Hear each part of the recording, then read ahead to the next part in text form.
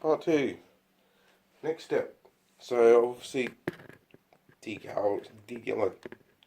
dismantled my Logitech sub. It's the kicker.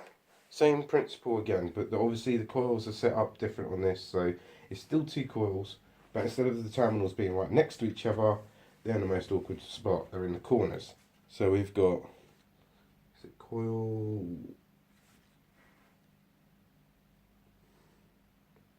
There's coil 2 here. I have to have a good close look, so like, yep, coil 2, and it's positive. And that's also coil 2 negative. So it's the vice versa from the other side again. Positive, negative. So what we need to do with the cable is link coil 1 and 2 together. And I'll voltmeter test these quick as well, because I need to show you that they're actually 4 ohms. So there's my voltmeter. Just hold up my knee.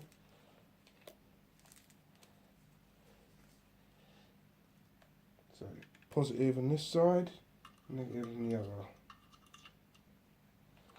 And we are at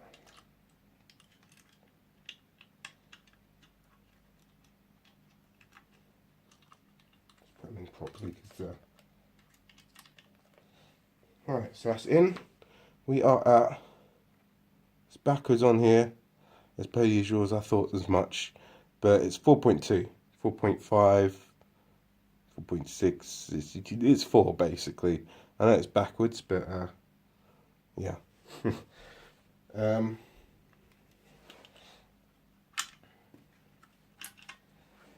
Right, so we need this cable, and we do the same as what I did with the other one, which is coil 1 positive,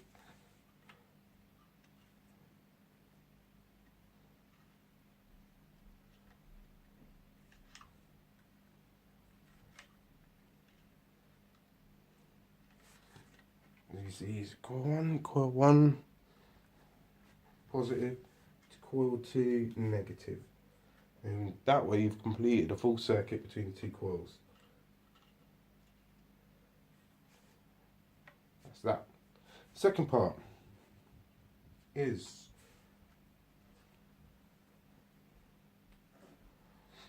the speakers. So we had clear is positive, blue is negative. Vice versa with this again. So the negative one's here, so we're putting the blue one on.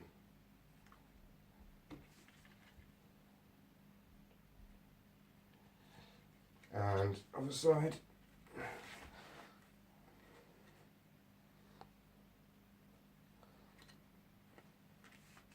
Positive. So that speaker is now, via a long ass cable, connected to the Logitech box. Just to test this as well again, the voltmeter to this, shouldn't matter now because we're on 8 ohms, but we'll test it anyway.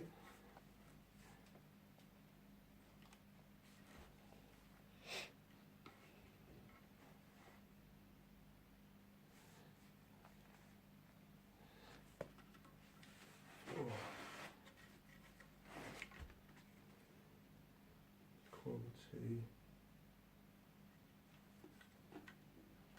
Oh, testing the wrong side.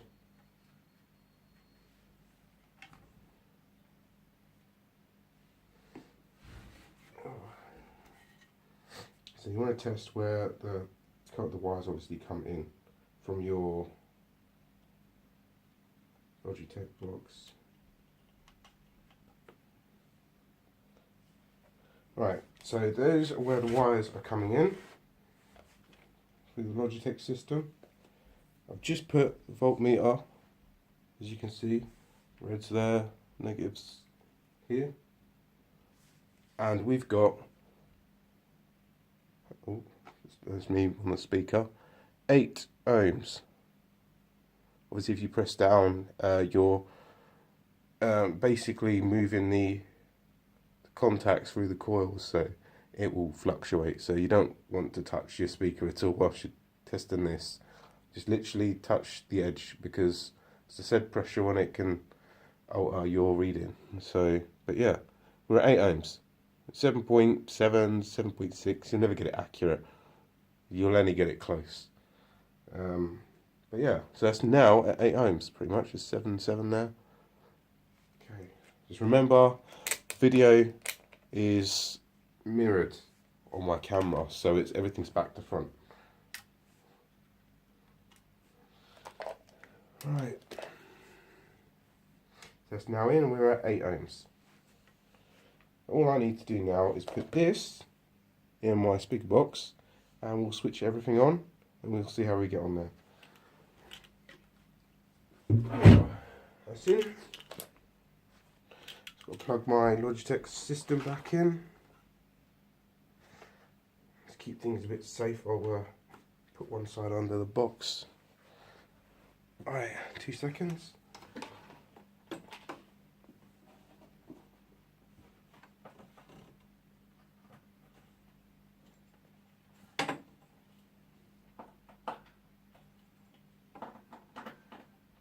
Right, I haven't screwed the control pod in because it's just a hassle.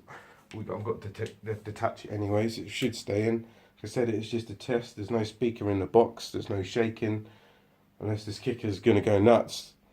But yeah, so switch on. So we're on at the dock. It's on optical for some reason. There we go. So we're on. The next step is to play some music.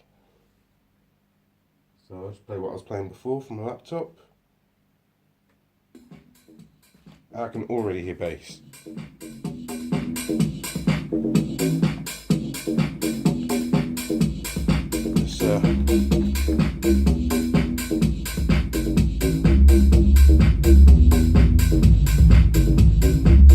You can just about see that shaking from here. Watch.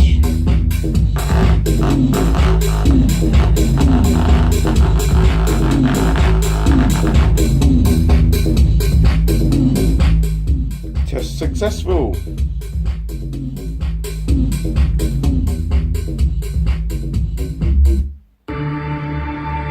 Let's do another one. What's this knob do? So watch this.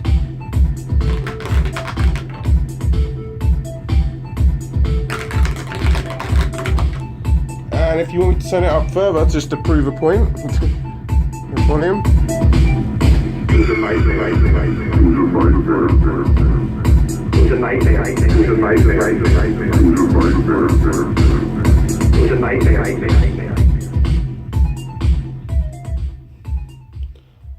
Leave a comment or like.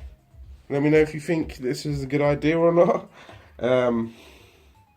As for the other components on this box, to be honest, if you really wanted to get technical and see what you could do with it, I mean, you could possibly maybe design your own box and take all the internals out, but I kind of like my JVC, to be honest, so you guys don't actually have to go nuts and spend as much as I did in the kicker. You could buy something simple like my JVC, in which case it's going to cost you 30 quid, just to replace your original speaker. Now, one more thing just to mention before I disappear is that the original speaker that was in there was a bass speaker. It's very important to mention because you'll get different frequencies from sticking subwoofers in there. Subwoofers are aimed at anything below 100 Hertz, I think, or maybe even 80, depending on some of the speakers you get.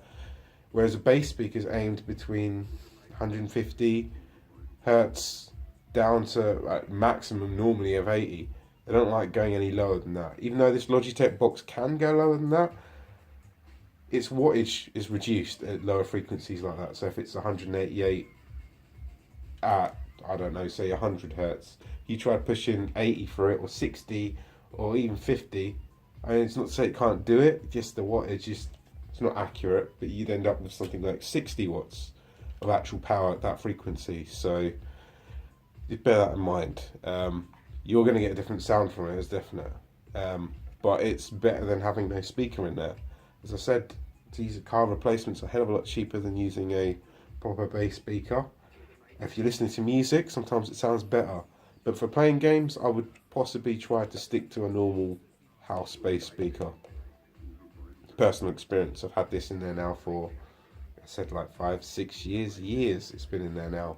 So you guys just let me know what you think. Okay, so yeah, like or leave a comment, ask for another video, I don't mind, just let me know.